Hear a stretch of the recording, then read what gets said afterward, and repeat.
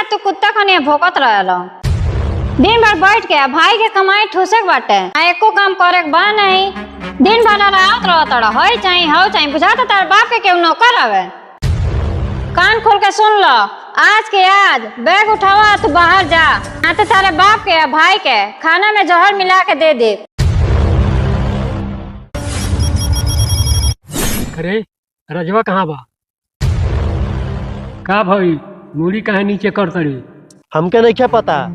तोके सब पता हो के चाहे कहाँ से तोन के लंगोटिया यार हो। यार भैलेस का भाई हम नहीं किया, तू कहाँ बा?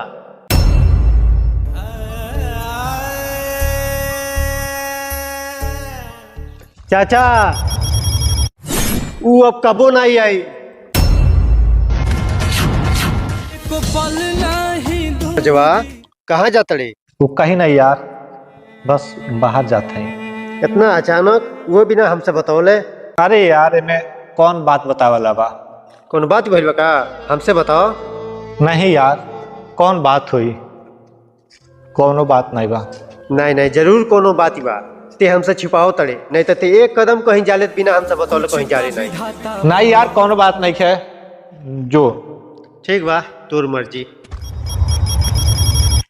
भाई भाई बताओ तबानी, लेकिन ते वादा कर हमसे कि ते ई बात न हमरे बाबूजी से और न भैया से न गांव समाज में केहू सुनाई का बे।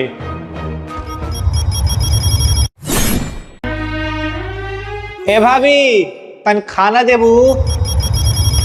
का दिन रात तू कुत्ता खनिया भोकत रहलो। दिन भर बैठ के भाई के कमाई ठूसे बाटे, एको काम करे के बा नहीं। दिन भर रात रहत होई चाहे हो चाहे बुझाता तार बाप के केहू नौकर आवे। कान खोल के सुन लो, आज के आज बैग उठावा तू बाहर जा, ना तो तारे बाप के या भाई के खाना में जहर मिला के दे दे। भाई हो लबू है अजब के खेला खेला।